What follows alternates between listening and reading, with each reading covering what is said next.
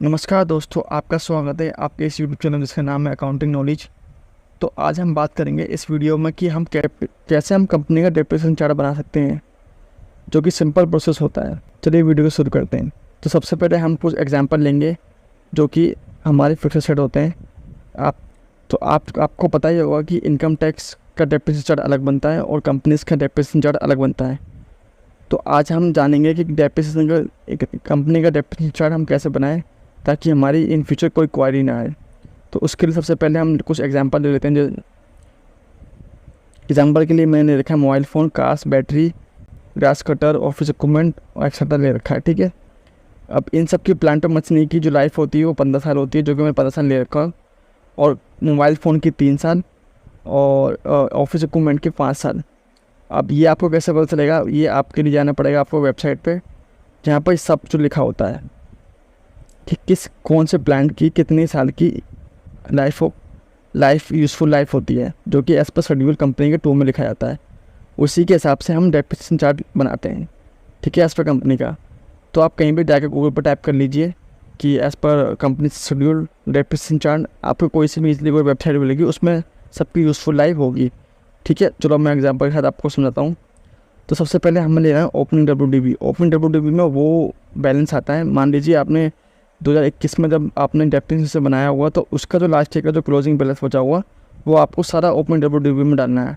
ठीक है, अब आता है second, cost of purchase. Cost of purchase में आपने वो अमाउंट डालना है जो आपने असेट्स खरीदा था, उसकी एक्चुअल वैल्यू क्या आती है जब आपने उसको खरीदा था। तो वो सारा अमाउंट हमें कॉस्ट ऑफ परचेस में डालना होता है।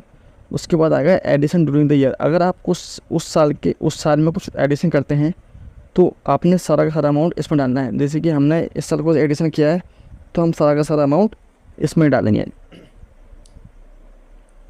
तो उसके बाद हम डालना सेल ड्यूरिंग द ईयर। अगर हम कुछ सेल करते हैं तो उसकी डाल दीजिए, वो अमाउंट डाल दीजिए। और अगर नहीं किया तो आप 0 डाल के चल जाइए। ठीक, डाल दीजिए। उसके बाद जो डेट ऑफ परचेज होती है वो आप साइड डेट ऑफ परचेज डाल दीजिए ड्यूरिंग द ईयर, जो ये आपने परचेज किया था। शॉर्ट ड्यूरिंग द ईयर अगर करा तो आपको यस या नो करना होता है। ठीक है, करा है तो यस कर दीजिए, वरना नो कर दीजिए। ठीक है, उसके बाद आपने डालना होता है डेट ऑफ सेल। कब आपने सेल करी थी उसकी डेट डाल दीजिए, अगर आप सेल करते हैं तब। ये हमें जब ज़रूरत पड़ती है जब हम कोई प्रोडक्ट सेल करते हैं। ठीक है, उसके बाद आपकी आ जाएगी डेट ऑफ यूज़फुल लाइफ। जैसे आप डालेंगे इसके हिसाब से डेट आ जाएगी, क्योंकि इसमें लगा हुआ है फॉर्मूला। ठीक है, अगर आपको भी ये इनकम टैक्स का फॉर्मेट चाहिए तो कंपनी एक्ट का डेप्रिसिएशन का, तो आप मुझे कमेंट बॉक्स में कमेंट कर दीजिए, मैं आपको पर्सनली सेंड कर दूँगा सबको। ठीक है, उसके बाद आपने पूछता यूज़फुल लाइफ आपने वहीं से उठानी है। जब मैं आपको वेबसाइट दिखाई थी, आप उसमें यूज़फुल लाइफ सबकी लिखी है। जैसे कि इसमें 3 साल है तो मैंने 3 साल ले रखी है। अब उसके बाद पूछता कंप्लीट ईयर। अगर आपकी 1 साल यूज़ होता तो आप 1 लिख लीजिए, अगर नहीं होता तो आप 0 कर दीजिए। जैसे मैंने इस साल नहीं परचेज़ किया तो मेरा कंप्लीट ईयर कोई भी नहीं हुआ। उसके बाद पूछेगा आपसे, उसके बाद आपका बैलेंस रिमेनिंग लाइफ। उसकी बैलेंस रिमेनिंग लाइफ ऑटोमेटिकली आ जाएगी। ठीक है, फिर आपसे स्क्रैप वैल्यू पूछेगा, फिर आपने स्क्रैप वैल्यू ऑटोमेटिकली पकड़ेगा 5% यहाँ से।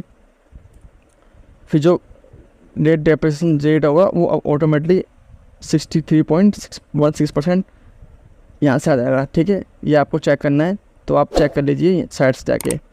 ठीक है, मैं जा रहा हूँ साइड पर और ये पूछा है इधर। ठीक है, अदर इंक्लूडिंग टेम्परेरी स्ट्रक्चर। तो इसमें आपका 3 साल यूज़फुल लाइफ थी और डेप्रिसिएशन WDV का आया 63.16%। तो ये यहाँ पर भी हमारा 63.16% आया है। ठीक है, ये एज पर फॉर्मूला लगा हुआ है इसमें। ठीक है, उसके बाद आपने क्या करना है, डेप्रिसिएशन ये ऑटोमेटिक पकड़ देगा यहाँ से। ठीक है, एडिशन। ठीक है, ये डेप्रिसिएशन ने ऑटोमेटिक पकड़ लिया। Addition opening WDV। ठीक है, इस पर डेप्रिसिएशन पकड़ेगा और number of days as per use during the year. उसके बाद ये आपका डेप्रिसिएशन पकड़ लिया। उसके बाद आपका बैलेंस क्लोजिंग WDV आ जाएगा। ठीक है, अब ये आ गया आपका क्लोजिंग WDV। ऐसे ही आपका सबका आ जाएगा वो। ठीक है, अब उसके बाद अब कल को ये मान लीजिए आपकी यूज़फुल लाइफ ख़त्म हो जाती है।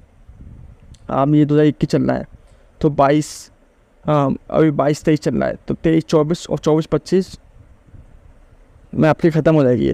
3 साल पूरे हो जाएंगे इसके। तो मान लीजिए 23 आपकी हमने खरीदी 22 में, तो 22 छोड़ दीजिए, 23, 24, 25, तो 25 में इसकी यूज़फुल लाइफ 0 हो जाएगी, क्योंकि आपने 1 साल ले लिया तो 2 साल आपको डेप्रिसिएशन और मिलेगा। ठीक है, अब मान लीजिए आपने इसको लिया तो ये अगले साल आपका ओपन डब्ल्यू जाएगा मानो 85776, तो हमें यहाँ पर आएगा 8576, जो कि हमारा यहाँ से 8575 है, 8575। ठीक है, 8575 डाल लीजिए और उसका एंटर कर दीजिए। ठीक है, अब यहाँ पर एडिशन जो ये तो 0 जाएगी, क्योंकि इस साल लास्ट ईयर का था, इसको हम कर देंगे 0।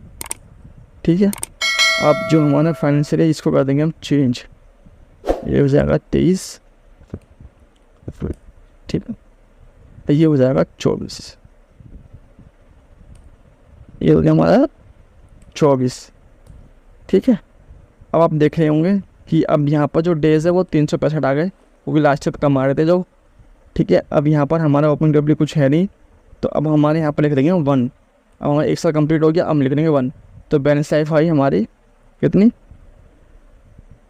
2। बैलेंस लाइफ अब हमारी रहेगी 2। ठीक है, हमारा डिविडेंड लग गया और हमारा जो डब्ल्यू लग गया वो लग गया 63.25। पहले कुछ हो रहा था, अब कुछ और आ गया। जैसे जैसे हम डेप्रिसिएशन बढ़ता रहेगा उसका बढ़ता रहेगा।